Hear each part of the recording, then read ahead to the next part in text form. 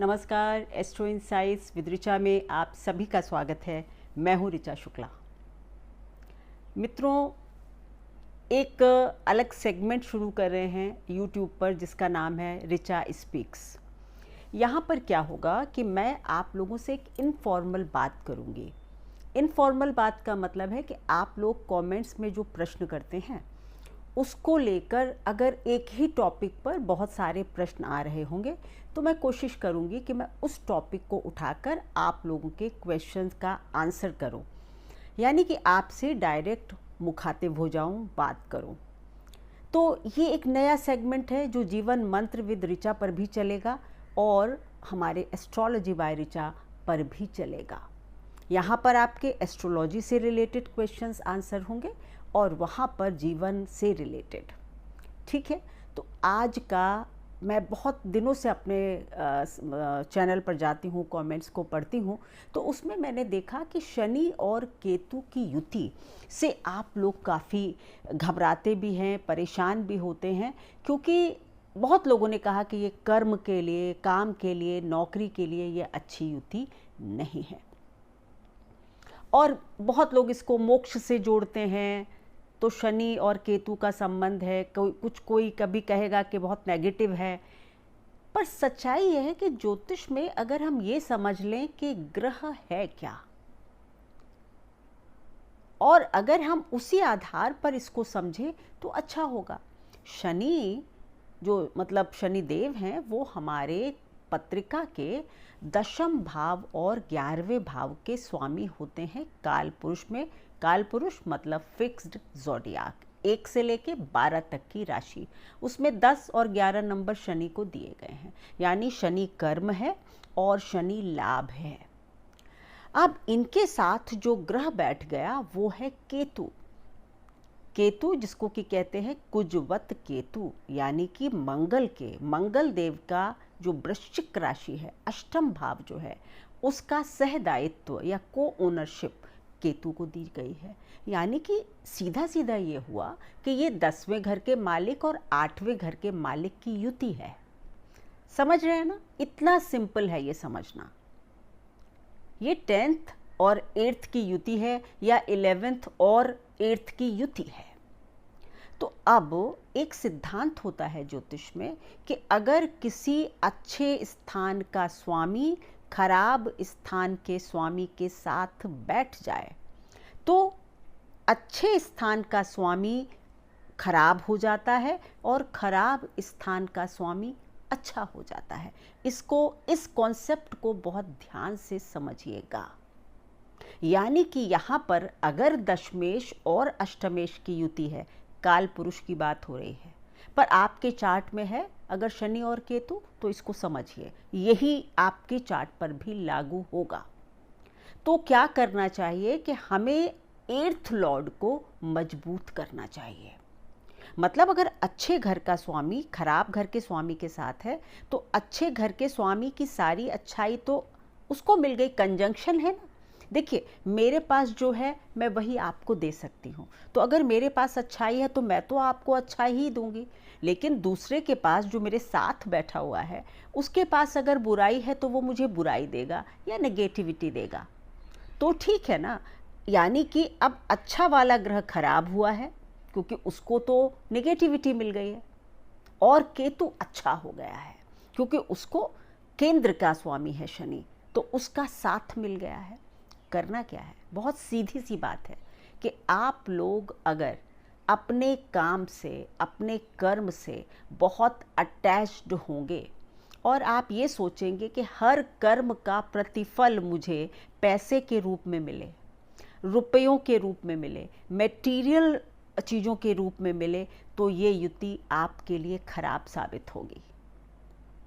लेकिन वहीं जब आप अपना परसेप्शन चेंज कर लेते हैं और आप ये कहते हैं कि मुझे तो ये करना है कि मुझे अपने कर्मों को ऐसा बनाना है कि मैं दे क्या रहा हूँ। 8वां घर क्या है? ट्रांसफॉर्मेशन, छोड़ना, मुक्ति, मृत्यु।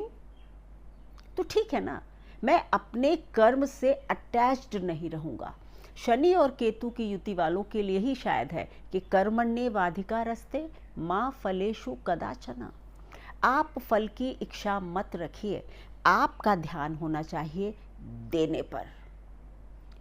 आप ऐसा सोचिए कि मैं सोसाइटी को क्या दे सकता हूँ, मैं यहाँ पर क्या कुछ ऐसा कर सकता हूँ कि जिससे बहुत लोगों की मैं ज़िंदगी बदल दूँ। ये जो कॉम्बिनेशन होता है ना, ये कंसल्टेंट्स के लिए बड़ा अच्छा कॉम्बिनेशन होता है। किसी भी तरह की जब आप कंसल्टेंसी देते हैं, क्योंकि वहां पर आप क्या कर रहे हैं, आप दूसरे का भला चाह रहे हैं। Getting my point? लोग कहते हैं केतु कंसल्टेंसी है। कंसल्टेंसी क्या करती है? मैं कंसल्टेंट हूँ, मैं आपको ज्योतिष की कंसल्टेशन देती हूँ। मैं क्या कर रही हूँ, आपके जीवन में भलाई करना चाहती हूँ, आपको कुछ अच्छी राय देना चाहती हूँ। तो मेरा कर्म क्या हुआ? मैं अपने लिए कम और आपके लिए ज़्यादा सोच रही हूँ। आप बिजनेस में हैं, आप बिजनेस के एडवाइज़र हैं तो भी यही है, आप वकील हैं तो भी, मतलब कंसल्टेशन का मतलब होता है जहाँ आप दूसरे को बेहतर बनाने के लिए कुछ गाइडेंस देते हैं, है ना। इसी तरह तो माना जाएगा। इवन टेक कंसल्टेंट है वो भी यही प्रॉब्लम सॉल्वर हो जाते हैं ना टेक कंसल्टेंट्स। टेक्नोलॉजी से भी कंसल्टेंसी होती है, ज्योतिष भी करती है, डॉक्टर्स भी करते हैं। लेकिन यहाँ पर मतलब हो गया कि मेरी प्रायोरिटी मेरा काम नहीं, दूसरे का भला है। और जब ये हो जाता है तो यही कॉम्बिनेशन आपको भरपूर ताकत देता है, भरपूर सफलता देता है। समझना सिर्फ इतना है कि अपने परसेप्शन को, अपने लाइफ स्टाइल को बदल लेना है। केतु और शनि की युति देखते ही हम लोग घबरा जाते हैं। बहुत सारे ज्योतिषी आपको उपाय बताने लगेंगे, ऐसा है वैसा है। आज मैंने आपको समझाया कि इससे डरने की आवश्यकता नहीं। दूसरा, एक तो ये परसेप्शन हो गया कि दूसरे का भला ज़्यादा सोचें, अपना कम। कर्म करें, फल की इच्छा मत करें। दूसरा, अगर केतु अष्टम भाव को रिप्रेजेंट करता है काल पुरुष में, तो फिर मैं ज्योतिष से जुड़ जाऊं। काम है शनि और 8वां घर है ऑकल्ट, मेडिटेशन, रिसर्च, भूमि के नीचे खनन वगैरह, जमीन के नीचे की चीज़ें भी 8वां घर है। तो मैं लोगों को मेडिटेशन सिखाऊं, मैं ज्योतिष की कुछ गाइडेंस दे दूं, मैं रिसर्चर बन जाऊं, साइंटिस्ट बन जाऊं, सबका एम यही है। तो अगर मैं कर्म को ही 8वें घर से जोड़ दूं तो भी शनि और केतु का कॉम्बिनेशन मेरे लिए अच्छा हो जाएगा, क्योंकि दोनों ग्रह जो चाह रहे हैं मैंने कर दिया। करना तो आपको वही है ना जो ग्रह चाहते हैं, क्योंकि ग्रह अगर आपसे कह रहे हैं कि भाई ऐसा करो तो करना तो होगा। बिकॉज यो ग्रहीयते सग्रह, जो आपको पूरी तरह कैप्चर कर चुका है वही तो ग्रह है, तो करना तो पड़ेगा। तो दूसरा इसका उपाय कह लीजिए, अलाइनमेंट कह लीजिए, जो भी नाम देना चाहते हैं आप दे दीजिए, वो ये कि 8वें घर के भाव से जुड़े हुए काम करने लगिए, जन कल्याण के काम कीजिए। और आप जो भी कर रहे हैं लाइफ में, आपके एक बड़े, इसको आप सेटबैक भी कह सकते हैं, एक सेटबैक के बाद आपकी ज़िंदगी बेहतर हो जाती है। मतलब आपके जीवन में कुछ एक सेटबैक आता है और उसके बाद आप ट्रांसफॉर्म होते हैं, और उसके बाद जब ट्रांसफॉर्मेशन आ जाता है फिर आप शायद कुछ नया काम चुनते हैं, अपना परसेप्शन चेंज करते हैं, जो मैं कह रही हूँ आपको पहले ही करने के लिए। तो झटका ना लगे, मैं तो ये चाहती हूँ ना कि कोई भी सेटबैक आपकी लाइफ में ना हो। तो अगर आप ऐसा करते हैं तो फिर शनि केतु की युति एक सेटबैक के बाद आपके अंदर ट्रांसफॉर्मेशन लाती है, और फिर आप बहुत अच्छा काम कर सकते हैं, सफलता कर सकते हैं। अगर किसी के जीवन में ये सब हो रहा है और आप कहें कि मैं तो सब कुछ यही कर रहा हूँ ऋचा जी जो आप कह रही हैं, लेकिन फिर भी मेरा करियर सेट नहीं हो रहा, तो फिर आप समझिए कि आपको नवांश और दशांश चेक करना होगा। कहीं ये आपका दृढ़ कर्म तो नहीं है। अगर दृढ़ कर्म है तो फिर आपको बहुत अच्छी रेमेडी देती हूँ।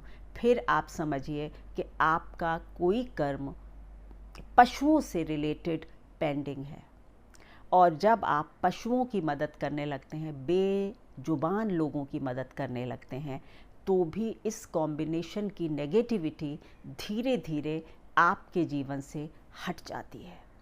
तो शनि और केतु को देखकर डरेंगे नहीं, घबराएंगे नहीं। अब ये जिस भाव में भी ये युति हो रही होगी, वहाँ पर आपको अपने परसेप्शन को चेंज करना होगा। Like if it is in लग्न, तो फिर आपको अपना ही त्याग करना है, मतलब सेल्फलेस होना है। अगर दूसरे घर में है तो पैसे से मोह नहीं करना है, ज़्यादा से ज़्यादा लोगों की मदद करनी है, पशुओं के लिए काम करना है। अगर थर्ड हाउस है तो आपको अपनी वाणी में सुधार करना है। फोर्थ हाउस है तो एसेट्स वगैरह से, इनहेरिटेंस से बहुत अटैचमेंट नहीं रखेंगे, अपने कर्म करके अपने जीवन को आगे बढ़ाएंगे। पंचम भाव में है तो ज्योतिष वगैरह या ऑकल्ट वगैरह, मेडिटेशन वगैरह सीख कर आप इस कॉम्बिनेशन को अलाइन कर सकते हैं। अगर छठे घर में है तो अपने डेली रूटीन को, अपने कर्म को जब आप परफेक्ट कर लेते हैं, लाइक एक्सरसाइज, टाइम, केतु घड़ी भी है ना, तो अगर सिक्स्थ हाउस से इसका कनेक्शन है और आप अपनी लाइफ को डिसिप्लिन कर लेते हैं, फिजिकल एक्टिविटीज़ करते हैं, तो भी आपके लिए ये कॉम्बिनेशन अच्छा है। अगर सप्तम भाव में है तो मैं कहूँगी कि पार्टनरशिप में, अपने कर्म में, अपने स्पाउस के लिए भी आप बड़ा दिल रखिए, तब आपके लिए ये कॉम्बिनेशन ठीक होगा। मतलब गिवर हो जाएंगे ना आप सातवें भाव के लिए। आठवें भाव में है तो मैंने बता ही दिया, ऑकल्ट है, मेडिटेशन है, इसमें जाइए। नवम भाव में है तो अपने गुरु से, पिता से वैमनस्य नहीं रखेंगे, ठीक है ना। अगर आप उनका सम्मान करते हैं तो भी केतु और शनि की युति अच्छा करने लगती है, यानी वहाँ पर त्याग करेंगे मैं का, स्वयं का। दशम भाव में है तो मैंने बता ही दिया बहुत बार, जो आपको अभी बताया कि सबसे ज़्यादा तो 10th हाउस का ही है, तो अपना काम इस तरह की चीज़ों से जोड़ लीजिए। 11वें भाव में है तो पैसे के पीछे, लाभ के पीछे हमेशा नहीं भागना है। ये सोचना है जो है वो बहुत है, और जब मैं जन कल्याण करूँगा, मैं ज़्यादा पैसा भी अगर चाहता हूँ तो लोगों को देने के लिए चाहता हूँ, तब आपके पास पैसा आएगा। 12वें घर में है, थोड़ी सी कठिनाई होती है, कई बार ऐसा हो जाता है, क्योंकि 12वें घर में केतु मोक्ष की तरफ या सरेंडर मोड में चला जाता है।